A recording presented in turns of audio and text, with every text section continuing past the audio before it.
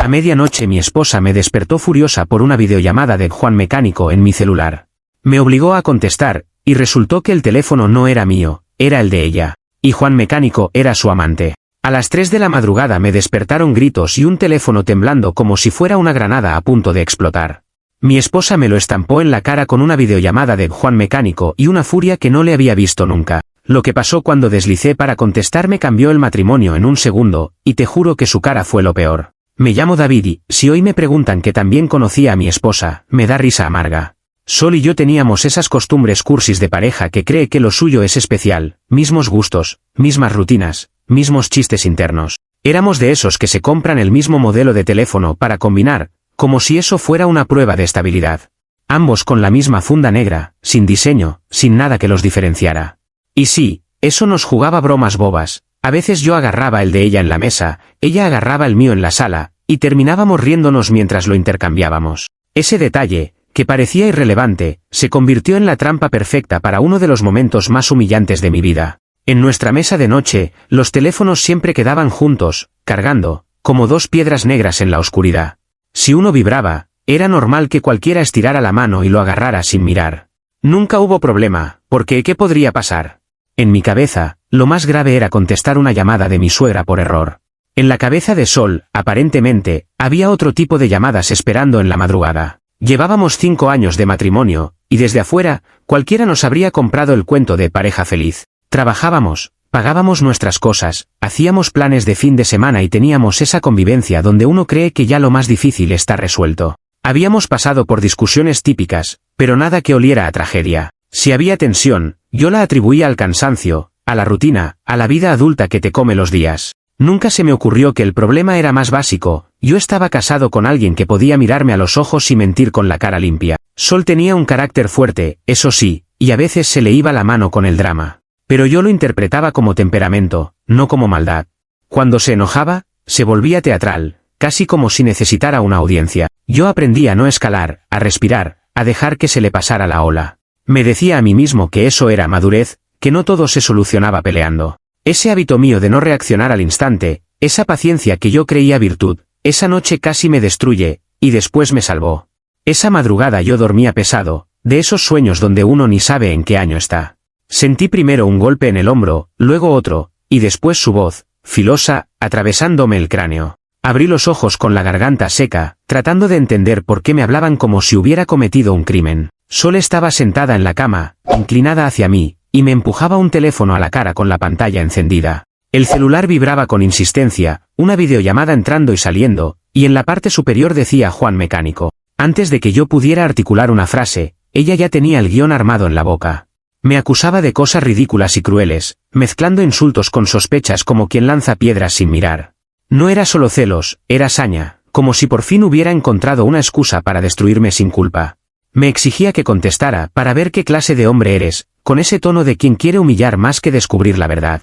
Yo estaba medio dormido, confundido, con el corazón acelerado sin saber por qué, y lo único claro era que estaba siendo arrinconado por alguien que se suponía que me quería. Ahí fue cuando entendí el tipo de violencia que no deja moretones pero te hace dudar de ti mismo. Sol no estaba buscando respuestas, estaba buscando espectáculo. Quería verme nervioso, quería verme tartamudear, quería verme quedar como culpable de algo que ni sabía. Yo intenté tomar aire y preguntarle qué estaba pasando, pero ella no dejó espacio para nada. El teléfono seguía vibrando y su mirada era un reto, contesta.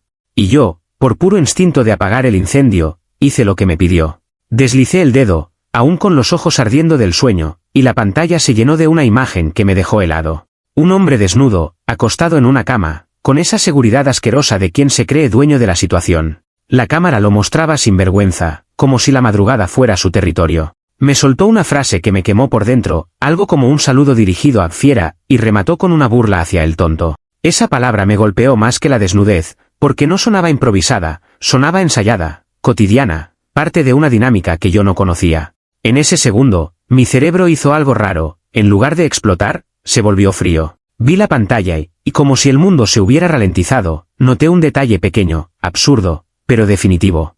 El vidrio tenía una grieta fina en una esquina, una marca que yo no tenía en mi teléfono. Yo cuidaba el mío como si fuera una herramienta de trabajo, impecable, sin rasguños. Esa grieta no era mía. Y esa certeza, tan simple, Me aterrizó una verdad completa de golpe: el teléfono que yo acababa de contestar no era el mío. Miré a Sol, esperando verla triunfante por haberme atrapado, y lo que vi fue el verdadero espectáculo. Su expresión cambió en 2 latidos, como si una máscara se le hubiera resbalado de la cara. Pasó de la furia asesina al terror puro, ese terror de quien entiende que metió la mano en su propia trampa. Sus ojos se abrieron, la boca se le quedó a medias, y su cuerpo se tensó como si quisiera retroceder en el tiempo. En la oscuridad, ella había agarrado su propio celular por error, y había construido su ataque sobre su propia evidencia. Yo colgué sin decir mucho, no porque no me doliera, sino porque entendí algo que me dio asco y claridad al mismo tiempo. Esa escena no era un accidente aislado, era el reflejo de una doble vida que se le acababa de caer encima. Sol se quedó mirando el teléfono como si fuera una bomba, y luego me miró a mí como si yo fuera el juez que iba a dictar sentencia.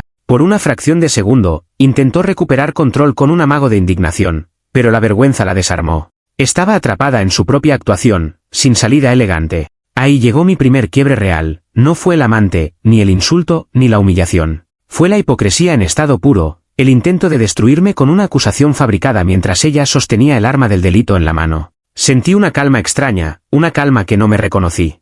No era resignación, era cálculo naciendo. Me di cuenta de que si estallaba en ese instante, ella iba a convertirlo en una escena donde yo era el monstruo, y ella, la víctima. Y yo no iba a regalarle esa narrativa. Le devolví el teléfono con una tranquilidad helada que hasta a mí me sorprendió. Le solté una frase amarga, algo sobre que su mecánico necesitaba más herramientas que yo, y me di la vuelta como si fuera a seguir durmiendo. No fue perdón ni fue olvido, fue estrategia. Quería que creyera, aunque fuera por minutos, que yo estaba demasiado aturdido para entender la magnitud. En realidad, estaba guardando cada detalle como quien guarda piezas en el bolsillo antes de sentarse a jugar. Esa noche no dormí, pero tampoco grité. Empecé a planear cómo desarmar su vida pieza por pieza, sin regalarle un solo segundo de martirio fácil. Comentarios de la historia principal. Usuario anónimo 1 dice: tu esposa te despierta a las 3 de la madrugada con una videollamada de Juan Mecánico, para humillarte, y termina siendo su teléfono con un tipo desnudo burlándose de ti. Eso no es celos, eso es crueldad con premio. Si no explotaste ahí, fue porque te estabas aguantando para no darle el show que ella quería. Respuesta de OP: no me aguanté por nobleza, me aguanté porque vi su intención con demasiada claridad. Ella quería convertirme en el culpable con un teatro armado, y el error del teléfono le explotó en la cara antes de que pudiera acomodar la historia. Si yo gritaba, la escena se volvía sobre mí y ella se agarraba de mi reacción para tapar lo esencial. Esa calma fue lo único que me dejó respirar y pensar, aunque por dentro me estuviera rompiendo. Usuario anónimo 2 dice: la grieta en la pantalla te salvó, hermano, porque si no la notabas ella te seguía acusando hasta el amanecer. Y lo peor es que el tipo te llama, tonto, como si fuera una rutina. ¿De verdad vas a fingir que te dormiste después de ver eso? Respuesta de OP: fingí porque entendí que discutir en ese momento era pelear en su terreno, con sus reglas y su talento para retorcerlo todo. No es que me tragara el cuento, es que no iba a regalarle una salida limpia ni una versión donde ella queda como confundida. Yo necesitaba que pensara que todavía tenía margen para moverse, para que siguiera cometiendo errores. Cuando alguien es capaz de ese nivel de hipocresía, la reacción impulsiva es el peor regalo que puedes darle. Actualización 1. Ha pasado una semana desde la última actualización. Los primeros días fueron una prueba de autocontrol, porque convivir con alguien que te mira como si nada hubiera pasado es un tipo de veneno lento. Sol intentó acomodar la realidad con una excusa tan floja que daba risa si no doliera. Habló de números equivocados, de bromistas y de cosas que no encajaban ni con pegamento. Yo asentí, hice preguntas pequeñas, y actué como el marido que quiere creer porque le conviene la paz. Por dentro, cada gesto mío era un anzuelo, no una rendición. Mi objetivo esa semana fue simple: que bajara la guardia. Si yo le mostraba rabia, ella se iba a volver cuidadosa, iba a borrar huellas, iba a medir cada paso y convertir todo en paranoia.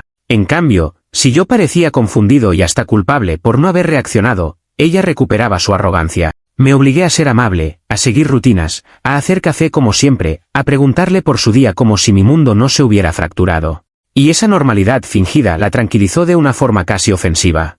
En esa actuación, cometí un movimiento que me dio asco hacer, pero era necesario para la posición que quería construir. Le pedí perdón por haber estado raro aquella noche, como si mi ausencia de gritos hubiese sido un defecto. Le dije que quizás yo estaba estresado y por eso me quedé en shock, y que no quería que ella se sintiera insegura.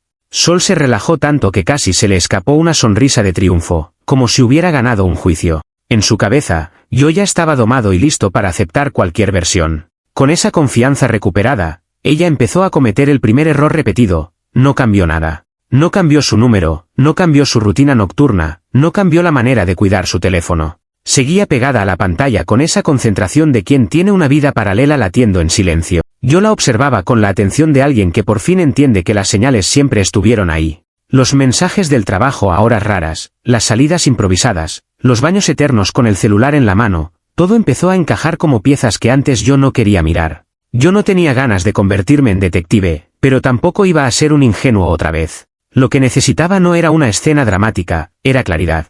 No para convencer a terceros con un espectáculo, sino para moverme con firmeza cuando llegara el momento. También sabía que, si ella se sentía demasiado segura, iba a empezar a descuidarse. Y la gente que se cree impune siempre se delata por exceso de confianza, no por descuido simple. A los pocos días noté un patrón que me confirmó que aquello no era un accidente de madrugada. Sol empezó a recibir notificaciones que escondía como si fueran contrabando. Si yo entraba a la habitación, giraba el teléfono hacia abajo o lo metía debajo de la almohada con una rapidez demasiado entrenada. A veces, al cruzarnos en la cocina, le vibraba el celular y ella lo miraba con esa microsonrisa que no le dedicaba a nada más. Ese brillo, esa emoción secreta, fue una bofetada silenciosa. Otra cosa me llamó la atención, empezó a borrar cosas compulsivamente. No era el típico borré porque no importa, era borrar con ansiedad, con urgencia, como quien limpia sangre del piso antes de que alguien entre. La vi varias veces entrar a un chat, escribir, leer, y luego quedarse unos segundos mirando la pantalla antes de eliminarlo.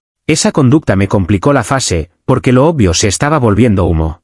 Si yo me apoyaba solo en su teléfono, iba a quedarme con sospechas y rabia, pero sin un mapa claro de su mentira. Ahí tuve que adaptarme, pero sin convertirme en caricatura de espía. Yo no quería un tutorial de trampas, quería un método que no dependiera de confrontarla a gritos ni de perseguirla. Me enfoqué en lo que yo sí podía controlar, el flujo de información que llegaba a mi casa y a mi percepción. En lugar de pedirle su celular o exigir explicaciones, me quedé en silencio y empecé a pensar en cómo la gente moderna se delata sin querer. No por lo que guarda, sino por lo que le llega. En esa semana le regalé un reloj inteligente, presentado como un detalle de reconciliación, de esos regalos que parecen tiernos y sirven para bajar defensas. Se lo vendí como para que estés más tranquila, como para que no tengas que sacar el teléfono en la calle, y ella lo aceptó con entusiasmo. Yo lo traté como un gesto romántico, pero por dentro era una pieza más del tablero.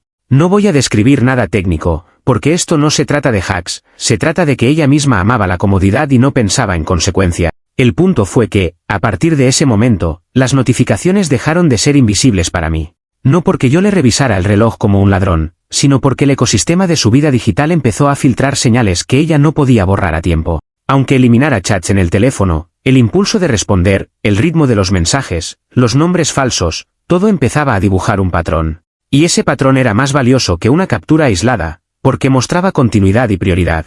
En el fondo, yo no estaba recolectando pruebas para un show, estaba construyendo certeza para no dudar cuando tomara decisiones grandes. En ese proceso descubrí un detalle que me dio rabia, y a la vez, me confirmó que Sol se creía más inteligente que todos. Guardaba a Juan con nombres ridículos, como si el disfraz cambiara la realidad. Un día vi pasar promociones claro con un tono de notificación repetida y ella reaccionó con demasiada prisa. Otro día apareció algo como taller y ella se fue al baño con el teléfono como si se le incendiara. No era casualidad, era rutina, y la rutina es lo que delata. La segunda consecuencia, la inesperada, fue que ese exceso de borrado y nombres falsos la volvió más ansiosa. Empezó a estar irritable conmigo sin motivo, como si mi presencia le estorbara para vivir su mentira. Me preguntaba a qué hora volvía, por qué me tardaba, si iba a salir con amigos, con un tono que ya no era de esposa preocupada sino de persona vigilante. Esa vigilancia tenía un objetivo, proteger su historia, no cuidarme a mí. Y mientras más vigilante se volvía, más fácil era que cometiera un error emocional. El tercer efecto dominó fue que yo empecé a ver la forma en que ella me necesitaba, pero no como pareja. Me necesitaba como fachada. Como el marido tonto que ella podía mostrar al mundo para verse estable, mientras su adrenalina real estaba en otro lado. Esa comprensión me dolió más de lo que esperaba, porque ahí entendí que lo que se había roto no era solo la fidelidad, sino el respeto básico. Y cuando se rompe el respeto, cualquier reconciliación es una mentira más. Aún con todo, yo seguía actuando como si estuviera mejor. Le hablaba con normalidad, incluso con cierta ternura, para que ella creyera que su excusa había funcionado. Sol se acomodó a esa versión de mí con rapidez, como quien acomoda una caja en un estante y se olvida. Pero por dentro yo ya no estaba en el estante, yo estaba en la puerta, mirando las llaves. Mi firmeza esa semana fue no regalarle una escena que la hiciera víctima, y eso fue más difícil que cualquier grito. El cierre de esa fase llegó cuando entendí que la amenaza real no era solo su amante, sino su capacidad de voltearme la historia. Si yo la confrontaba sin preparación, ella me iba a acusar de invasivo, de paranoico, de controlador, y la gente le iba a creer por pura comodidad. Necesitaba que cuando llegara el golpe, no hubiera espacio para que ella se maquillara como mártir. Y esa semana me dejó algo claro: Sol no iba a parar sola, y yo no podía quedarme esperando a que la culpa la convirtiera en buena persona. La nueva amenaza era simple y enorme. Mientras más segura se sentía, más cerca estaba de tomar una decisión que me arruinara a mí primero. Comentarios de la actualización 1. Usuario anónimo 1 dice: o sea, tu esposa te arma un circo a las 3 de la madrugada, se delata sola con la grieta del teléfono, y tú encima le pides perdón para que se confíe. Eso no es ser tonto, eso es jugar ajedrez con alguien que apenas sabe damas. Y lo de promociones, claro, como nombre falso, es el nivel de descaro más patético que he leído. Respuesta de OP: me tragué el orgullo porque necesitaba información, no una pelea que ella pudiera usar para lavarse la cara. Si yo me ponía explosivo, me convertía en el villano perfecto de su cuento, y ella se volvía más cuidadosa. Preferí que creyera que su excusa funcionó, porque la gente que se cree impune se vuelve descuidada en lo importante, en los patrones, en las prioridades, en cómo se delatan sin darse cuenta. Yo no estaba buscando consuelo, estaba preparando el terreno para que cuando yo me moviera, ella no pudiera fingir sorpresa. Usuario anónimo 2 dice: lo que más da rabia es que no solo te engaña, te usa de fachada y encima se pone vigilante contigo como si el sospechoso fueras tú. Borrar chats y esconder el celular no la hace lista, la hace culpable. ¿Cuánto tiempo ibas a aguantar esa actuación sin reventar? Respuesta de OP: aguantar no era el plan final, era una fase. Yo necesitaba entender hasta dónde llegaba su mentira y qué tan cómoda estaba destruyéndome mientras me exigía que yo fuera el marido correcto. Esa semana me sirvió para confirmar que no era un error de una noche, era una vida paralela con rutina y emoción. Y cuando alguien te ve como utilería, lo peor que puedes hacer es reaccionar impulsivo y darle una excusa para pintarte como el problema. Mi límite no era aguantar para siempre, mi límite era no moverme hasta estar listo para que el golpe fuera limpio y definitivo. Actualización 2. Han pasado 2 semanas desde la última actualización. Para entonces ya no me quedaba ninguna duda de que Sol seguía con Juan Mecánico y de que la mentira no era un incendio que se apagaba, sino una casa construida a escondidas. Yo seguía interpretando al marido confiado, pero por dentro cambié de objetivo, ya no era solo observar, era blindarme. Si el final iba a ser inevitable, yo no iba a permitir que me dejara en la calle con una sonrisa, ni que me pintara como el culpable mientras ella se llevaba el premio. Me repetía algo simple: primero protejo mi suelo, luego tiro la pared. En esa fase entendí que el dinero y los papeles son donde la gente infiel se pone verdaderamente peligrosa. No porque amen, sino porque temen perder comodidad. Sol estaba más nerviosa con el tema de las cuentas que con el tema emocional, y eso me decía todo. Empezó a preguntar por gastos, por ahorros, por planes a futuro, con un interés repentino que antes no tenía. Yo le devolvía respuestas tranquilas, hasta cariñosas, para que creyera que yo estaba en modo reconstrucción, cuando en realidad estaba en modo seguridad. El primer movimiento fue plantar una zanahoria que activara su codicia sin levantar sospechas. Una noche, hablando de mi familia, dejé caer la idea de que mi abuela estaba arreglando cosas y que yo quizás recibiría un adelanto de herencia. No lo dije como noticia oficial, sino como rumor familiar, como conversación casual.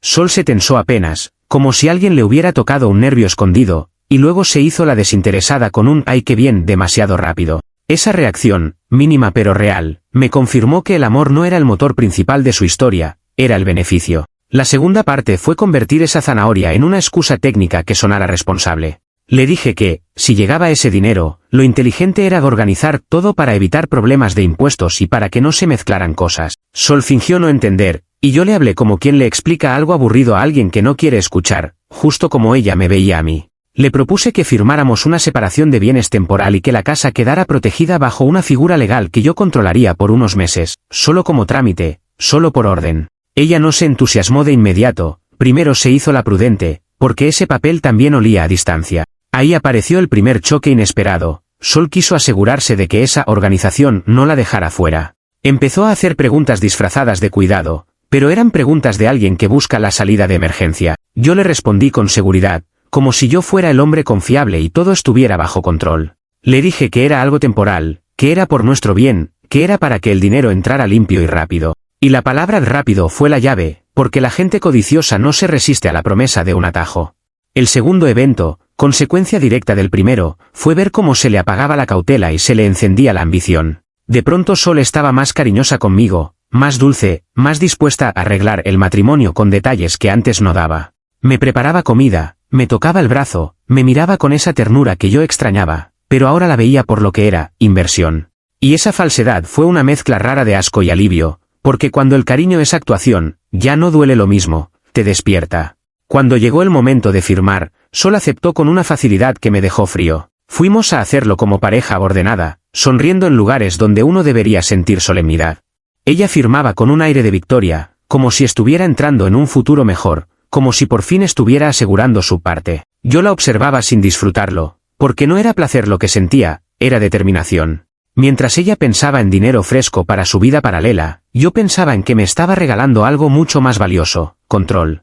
Pero la vida no deja que un plan avance sin meter un obstáculo con dientes. La complicación apareció un día en el que yo llegué a casa antes de lo habitual. Vi un tipo en la entrada con una gorra y una caja, actuando torpe, como repartidor de última hora. No era un desconocido para mí, aunque nunca lo había visto en persona, lo reconocí por el descaro en la mirada, por esa manera de sentirse con derecho a estar donde no pertenece. Sol abrió la puerta con una sonrisa que intentó esconder, una sonrisa automática, íntima, que no le nacía conmigo desde hacía tiempo. Y ahí entendí que Juan Mecánico no solo existía, se estaba atreviendo. Ese fue el momento en que casi pierdo la disciplina. Sentí el cuerpo ponerse caliente, la mandíbula apretarse, la mano cerrarse, porque una parte de mí quería resolverlo como se resuelven los insultos en la calle. Pero sabía que un golpe sería su salvación. Con un golpe yo era el agresor, yo era el loco, yo era el monstruo. Respiré, miré la caja, miré su cara, y me dije que la venganza no es impulso, es paciencia aplicada. En lugar de estallar, hice algo que ni yo sabía que podía hacer, lo invité a pasar. Lo traté como si fuera un trabajador cualquiera, con una cortesía tan absurda que lo descolocó. Le di una propina generosa y le dije una frase con doble filo, algo sobre gracias por el servicio y que mi esposa siempre quedaba satisfecha con lo que le traían de afuera. No lo dije gritando ni con violencia, lo dije con una sonrisa educada, como quien comenta el clima. Vi a Sol palidecer porque entendió el mensaje, yo sabía. Y vi a Juan incomodarse porque entendió algo peor, yo no era el tonto impulsivo que él esperaba. El efecto dominó fue inmediato. Juan se fue rápido, sin tanta actuación, y Sol cerró la puerta con manos temblorosas. Esa noche intentó provocarme una discusión, tal vez para medir cuánto sabía, tal vez para arrancarme una reacción que pudiera usar después. Yo no le di nada. Me mantuve en un tono tranquilo, casi aburrido, como si lo ocurrido no mereciera drama. Y esa falta de drama la desesperó. Porque cuando un manipulador no consigue reacción, se queda sin control. Mi decisión firme en esta actualización fue sostener mi máscara incluso cuando ya no era necesaria para mí, solo para terminar de asegurar el tablero. Yo ya tenía el terreno protegido y la certeza en la sangre, pero todavía faltaba el golpe final. Sol empezó a caminar con miedo en su propia casa, intentando adivinar cuándo iba a caer la guillotina. Y cuando alguien vive con ese miedo, comete errores. La amenaza nueva no era Juan, la amenaza era que Sol, acorralada, intentara adelantarse y destruirme antes de que yo terminara la jugada. Comentarios de la actualización 2. Usuario anónimo 1 dice, me estás diciendo que ella firmó separación de bienes porque creyó que venía herencia, y encima su amante tuvo la audacia de aparecer en tu puerta como repartidor, y tú le das propina. Eso no es sangre fría, eso es tortura psicológica para ellos. La cara de tu esposa tuvo que ser poesía. Respuesta de OP, yo no quería un momento de gloria, quería que el final fuera irreversible. Un arrebato me habría dado satisfacción 5 minutos y problemas 5 años. Si él entraba a mi casa y yo lo golpeaba, Sol tenía la historia perfecta, mi marido violento me daba miedo. Yo elegí algo peor para ellos, la certeza de que yo sabía y que aún así seguía moviéndome con calma. Esa calma les quitó el control y los obligó a cometer torpezas. Usuario anónimo 2 dice, tu esposa pasó de acusarte por Juan Mecánico, a ponerse cariñosa por una supuesta herencia, eso es asqueroso. Y el tipo te llama, tonto, por vídeo pero después llega escondido con una caja, qué cobarde. ¿No te dio miedo que ella se adelante y te meta una jugada sucia? Respuesta de OP, claro que me dio miedo, por eso esa fase fue de blindaje, no de confrontación. Cuando alguien se siente descubierto, o se arrepiente o se vuelve más peligroso. Sol no parecía arrepentida, parecía calculadora y hambrienta. Yo me aseguré de no darle un motivo fácil para victimizarse y también de no quedarme desprotegido. Si ella intentaba adelantarse, yo necesitaba que cualquier movimiento suyo chocara contra un muro, no contra mi cara. Actualización 3. Ha pasado un mes desde la última actualización. Para entonces Sol ya vivía en una mezcla de pánico y actuación, y esa combinación es perfecta para un final público. Yo había aprendido algo, Sol podía mentirme a mí, pero le importaba demasiado lo que su familia pensara. Su imagen era su religión real. Su mamá la veía como la hija de bien, su papá la idolatraba, y su hermana era de esas personas que confunden moral con espectáculo. Yo no quería venganza física ni escenas peligrosas, quería justicia social, de esa que no se puede borrar con un me equivoqué. El objetivo de esta fase era simple, quitarle el control de la narrativa frente a las únicas personas a las que ella no podía manipular con facilidad. Si yo la confrontaba en privado, me convertía en el villano de su cuento. Si lo hacía frente a testigos correctos, ella no podía reescribir tan fácil. Por eso planeé una reunión que pareciera inocente, incluso amorosa. Le dije que quería hacerle una sorpresa, algo para reconectar, algo familiar. Ella mordió el anzuelo porque su vanidad necesita escenarios donde pueda actuar de esposa perfecta. Organicé una fiesta sorpresa con sus padres y su hermana. Nada masivo, nada escandaloso, solo íntimo, porque lo íntimo duele más cuando se rompe. La casa estaba ordenada, la comida lista, el ambiente diseñado para que ella se sintiera segura, como reina en su salón. Sol llegó creyendo que era un gesto romántico, y por primera vez en semanas la vi sonreír sin tensión. Esa sonrisa fue lo último que me regaló sin saber que era la última. Cuando todos estuvieron sentados, hice el movimiento que ella no podía controlar, el relato. Preparé un vídeo de nuestros mejores momentos, algo que sonaba perfectamente creíble para una pareja intentando sanar. Empecé con fotos de viajes, de cumpleaños, de nuestra boda, con música suave, con risas. Sol se relajó. Sus padres se enternecieron. Su hermana hizo comentarios de «qué lindo». Yo los dejé entrar en esa emoción porque la caída sin altura no duele. En el momento exacto, cambié el material. No lo hice con gritos ni con acusaciones, lo hice con silencio y evidencia en la pantalla grande. Mostré el fragmento de aquella madrugada, no como película de acción, sino como lo que era, una vergüenza. No hace falta describirlo con morbo, bastaba con ver el nombre Juan Mecánico y la reacción de Sol para que el aire se volviera piedra. Ella intentó levantarse, intentó apagar, intentó hablar, pero ya era tarde, su familia estaba viendo la verdad antes de escuchar su versión. La reacción del villano fue instantánea y humana, negación, luego ira, luego llanto. Sol empezó a decir que era malentendido, que yo estaba enfermo, que eso era manipulación. Pero cada palabra le sonaba hueca porque el problema no era lo que ella dijera, era lo que ya se había visto. Su mamá se quedó en shock, su papá se puso pálido, y su hermana empezó a rezar como si estuviera en un funeral. Sol quiso agarrarse de algo, de cualquier cosa, y lo único que encontró fue su orgullo quebrándose en público. Ahí vino la complicación inesperada. Juan, el mismo cobarde del reparto, no se quedó callado. En medio del caos, sonó una notificación en el teléfono de Sol, y ella lo agarró como si fuera salvavidas. Lo miró con desesperación y vi en su cara esa esperanza ridícula de que él la defendiera. Pero la realidad es cruel con la gente que traiciona, el amante casi nunca quiere el incendio completo. Ella escribió rápido, manos temblorosas, como si con un mensaje pudiera arreglar lo que ya estaba destruido. La adaptación final fue no permitir que ese mensaje se volviera su coartada. Yo no necesitaba que Juan viniera a pelear, necesitaba que él confirmara lo que era. Cuando su respuesta llegó, fue como un golpe de martillo sin que yo levantara un dedo. No hubo romanticismo ni vamos a estar juntos, hubo desprecio. Un mensaje frío, egoísta, dejándola sola, insinuando que sin dinero no le servía. La cara de Sol se derrumbó de una manera que no se actúa. Ahí entendió que no solo había perdido un marido, había apostado su dignidad por alguien que la veía como utilidad. Ese fue el jaque mate real, expuesta como infiel y expuesta como manipulada. Su familia no solo vio que traicionó, vio que además fue usada, y eso destroza el orgullo más que cualquier insulto. Su papá se levantó sin decir mucho, con esa decepción que pesa más que un grito. Su mamá lloraba en silencio, su hermana la miraba como si no la conociera. Y Sol, que siempre vivió por la imagen, se quedó sin espejo donde verse bonita. El cierre fue limpio y definitivo. No hubo golpes, no hubo insultos largos, no hubo persecución. Yo le dije, con un tono controlado, que esa noche no iba a dormir en esa casa. Le entregué las llaves de su auto y le pedí que se fuera con dignidad, si es que le quedaba. Ella intentó convertirlo en tragedia, intentó decir que yo era cruel, pero nadie respondió. Cuando la gente deja de responderte, tu teatro muere. Meses después, la realidad terminó de acomodarse sola. Sol terminó en un departamento compartido, sosteniéndose más por orgullo que por estabilidad. Juan desapareció como desaparecen los cobardes cuando se apaga el beneficio. La familia quedó rota en confianza, y eso no se repara con discursos. Yo, en cambio, dormí por primera vez sin revisar pantallas ni escuchar vibraciones imaginarias. Mi conciencia no quedó limpia por venganza, quedó limpia porque por fin dejé de participar en una mentira que no era mía. Comentarios de la actualización 3.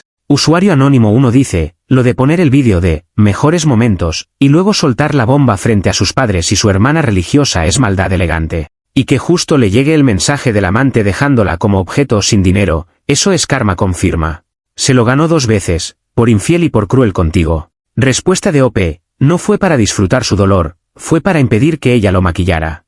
En privado, Sol habría tenido 1000 formas de reescribirlo, llorar, acusarme, negociar.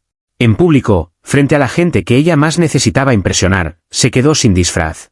Y lo de Juan no lo fabriqué yo, fue la verdad mostrando lo que siempre fue, no amor, sino conveniencia. Eso es lo que hace que cierre definitivo, ya no hay historia bonita que contar. Usuario anónimo 2 dice, a mí me impresiona que nunca gritaste ni te fuiste a los golpes, cuando el tipo hasta se metió a tu casa con una caja. Tu venganza fue social y emocional, y eso duele más que cualquier cosa. Pero igual, ¿no sientes que te rebajaste al jugar con su vergüenza? Respuesta de OP, me habría rebajado si lo hacía por sadismo o por ego. Yo lo hice por protección y por justicia, para que no me destruyera primero con una mentira. Sol ya había intentado humillarme con esa videollamada, ya me había tratado como tonto, ya había armado una escena para hacerme culpable. Yo no inventé su vergüenza, solo encendí la luz donde ella vivía a oscuras. Si a alguien le duele la verdad en público, es porque llevaba mucho tiempo haciendo cosas que dependían del silencio.